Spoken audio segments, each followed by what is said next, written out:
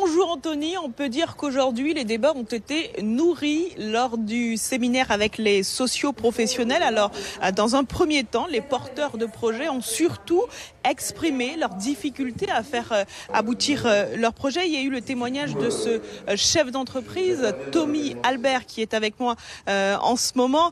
Il nous a beaucoup parlé de ses difficultés, notamment du foncier. Il a obtenu des fonds européens, mais le foncier bloque. Bonjour, dites-nous pourquoi vous avez tenu à être présent à ces états généraux. Bonjour tout le monde, bonjour à toute la population guyanaise et surtout une bonne année. J'ai voulu participer à ces états généraux dans un premier temps pour parler de mes difficultés, puisqu'aujourd'hui, vous avez vu, on avait le président de la CTG, le maire de Saint-Laurent, d'autres élus ainsi que des techniciens de la CTG. Donc je pense que c'était opportun.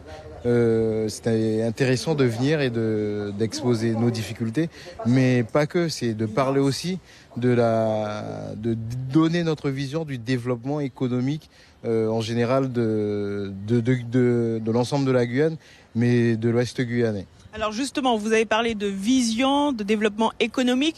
Vous, en tant que chef d'entreprise, puisque ça fait 9 ans que vous êtes quand même chef d'entreprise ici dans l'Ouest, comment vous voyez la Guyane de demain économiquement parlant ? Eh bien, il y a de l'avenir, mais sauf que bon, il faut que les moyens nous soient mis à disposition. Parce que bon, c'est vrai que nous, chefs d'entreprise, on peut très bien avoir un projet, mais seuls, nous ne pouvons pas développer notre projet. On a les idées. Et après, il y a la partie administrative. Et la partie administrative, c'est là où on sollicite l'accompagnement des collectivités. Donc, que ça soit la CTG ou les mairies. Donc, je pense que c'est très important pour qu'ils puissent nous donner ces moyens pour impulser la chose. Parce que seul, on n'y arrivera pas. Mais en même temps, il y a la question des finances aussi.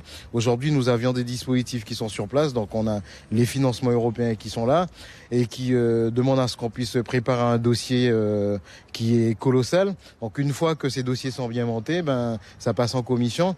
Et une fois passé en commission et qu'on nous a attribué l'avis favorable, il reste encore du travail derrière. Donc du coup ça, c'est l'apport aussi d'un technicien, puisque nous seuls on ne peut pas monter ces dossiers, il faut un technicien. Plus d'accompagnement.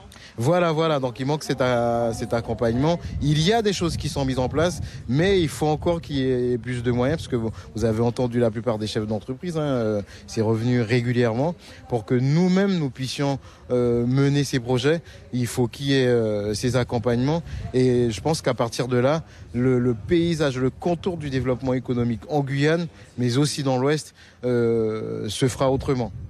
Merci en tout cas Tommy Albert d'avoir répondu à nos questions. Donc on a entendu quelques pistes de réflexion lors de ces états généraux. Alors la restitution de tous ces échanges, de cet atelier se fera demain. Je rappelle juste que ce soir à partir de 18h, une grande réunion publique aura lieu sur la place du marché de Saint-Laurent-du-Maroni pour parler bien entendu de ces états généraux.